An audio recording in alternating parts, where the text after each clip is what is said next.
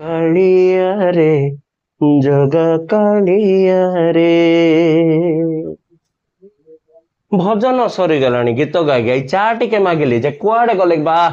କେତେ କଥା ହଉଛ ଏ ଫୋନ ରେ, ତମେ ରଖ ଏ ଫୋନ ଟାକୁ।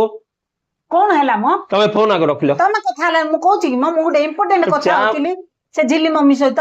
କୋଉ ଝିଲି ମମି? ସେ ପଛପଟେ ସାହିରେ ତାଙ୍କ ଝିଅଟା 6 ନା 7 ପଡୁନି କି ମ? ତମେ କି ଇମ୍ପୋର୍ଟାଣ୍ଟ କଥା ହବ? ବେଶୀରେ ବେଶୀ ଅଣ୍ଡରା ମାନଙ୍କର ବାଛକୁଟ ହବ। ନାଇଁ ବୋଲେ ସେଠି ଶାଢୀ ଭଲ ମିଳୁଛି, ଏଠି ଚୁଡି ଭଲ ମିଳୁଛି, ସେଠି ପାଉଁଜି ଭଲ ମିଳୁଛି, ସେଟାକା କଥା ହବ। ଆଉ କଣ ଇମ୍ପୋର୍ଟାଣ୍ଟ କାଇଁ କଥା ଆମର ହବ? କିଛି କାମ ଧନ୍ଦା ନାହିଁ କି ଏ କଥା ଆଗା ହବ? ଆମର କିଛି ଇମ୍ପୋର୍ଟାଣ୍ଟ ନାହିଁ ମ। ମୁଁ ଚା ଟିକେ ହଁ ମାଗୁଛି। ଯେ ହଉ ଚା ଟିକେ ଯେ ଛାଡ ସେ କଥା ଛାଡ। ତମେ ନ୍ୟୁଟନ କୁ ଜାଣିଛ? ଚା ମାଗିଲେ ନ୍ୟୁଟନ କୁଆଡୁ ଆଇଲେ? ଏ ହେ କୁହ ମ ନ୍ୟୁଟନ କୁ ଜାଣିଛ କି? ସାର୍ ଆଇଜାକ ନ୍ୟୁଟନ ତ, ଯିଏ ହଁ। ସେ ଆମ୍ବ ଗଛ, ସରି ଆମ୍ବ ଗଛ ନାହିଁ, ସେ ଏପୁଲ ଗଛ ତଳେ ବସିଥିଲେ, ଏପୁଲ ଟେ ପଡିଲାରୁ ମାଧ୍ୟାକର୍ଷଣ ଶକ୍ତି ବୋଲି ଜାଣିଲେ ଏତେ ସିଏ କଥା ତ। ଛାଡ ମ, ତାଙ୍କେ କଣ ଥିଲେ କୁହ ମ? ହେ ଭଗବାନ, କେମିତି ମୂର୍ଖ ମାଗିନାଟାକୁ ବି। ତାଙ୍କେ ବୈଜ୍ଞାନିକ ଥିଲେ ହେ ବାବୁ, ସାଇଣ୍ଟିଷ୍ଟ ଥିଲେ। ସାଇଣ୍ଟିଷ୍ଟ ନଥିଲେ ମ। ଇମିରେ ଏଇଠୁ ଜଣା ପଡୁଛି ତମର ମୁଣ୍ଡରେ କେତେ ବୁଦ୍ଧି, କେତେ ପାଠ ପଢିଛ। ହେଟ୍ରେ ତାଙ୍କେ ଥିଲେ ପାଇଲଟ। ତାଙ୍କେ ଉଡାଜାହାଜର ପାଇଲଟ ଥିଲେ, ସାର୍ ଆଇଜାକ ନ୍ୟୁଟନ। ହଁ ଏଠି କୋଉଠୁ ଜାଣିଲ ଏଟା ତମେ? କୋଉଠୁ କଣ ଜାଣିବି? ମତେ ଏବେ ଝିଲି ମମି କହିଲେ। ଝିଲିର ବହିରେ ଲେଖା ହେଇଛି ବୋଲି। ଝିଲିର ବହିରେ ଲେଖା ହେଇଛି।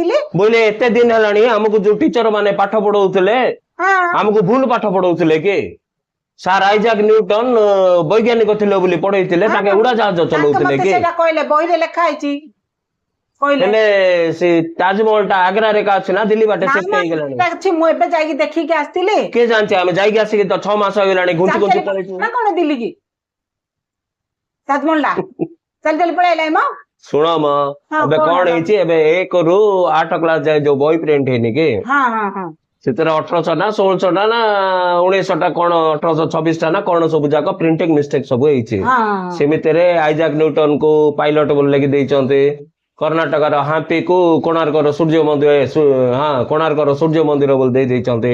ସେମିତି ସବୁ ଗୁଡାଏ ଏବେ ଭୁଲ ହେଇକିରି ଅଛି। କେମିତି ହବ ତ ଆଉ ଥରେ ପେଣ୍ଟିଂ କରିବେ? ଏତେ ଏତେ ଟଙ୍କା ଆଉ ଥରେ ପ୍ରିଣ୍ଟିଂ କରିବେ କି? କେତେ ଟଙ୍କା ଖର୍ଚ୍ଚ ହେଇଥିବ ତ? ହଁ 50 କୋଟି ପାଖାପାଖି ଖର୍ଚ୍ଚ ହେଇଛି, ସେଇ ବହିକା ଦେବେ।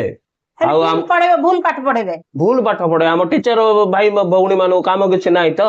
କାହା ଘରେ ପିଲା ଜନ୍ମ ହବ, କଣ ହବ, ଜନଗଣନା କୁ ତାଙ୍କେ, ଆଉ କଣ ହେଲେ ତାଙ୍କେ ଏବେ ଏସ୍ଆଇ ଡ୍ୟୁଟିରେ, ତାଙ୍କେ ପିଲାମାନଙ୍କୁ ପାଠ ପଢେଇବେ, ତାଙ୍କେ ମଧ୍ୟାହ୍ନ ଭୋଜନ ଦେବେ, ତାଙ୍କେ ତାଙ୍କୁ ସମୟ ନାହିଁ ତ ଆଉ ଟିକେ କାମ ଦବା ବୋଲିକିରି ତାଙ୍କୁ ଦିଆହେଇଛି। ସେ ଯୋଉ ବହିରେ ଯୋଉ ଯୋଉ ପାଠ ଯୋଉଟା ଭୁଲ ଅଛି ନାଇଁ କି, ତାଙ୍କେ ନିଜେ ସେଟା ସଂଶୋଧନ କରିକି ରେକ୍ଟିଫାଇ କରିକି ପିଲାମାନଙ୍କୁ ପଢେଇବେ।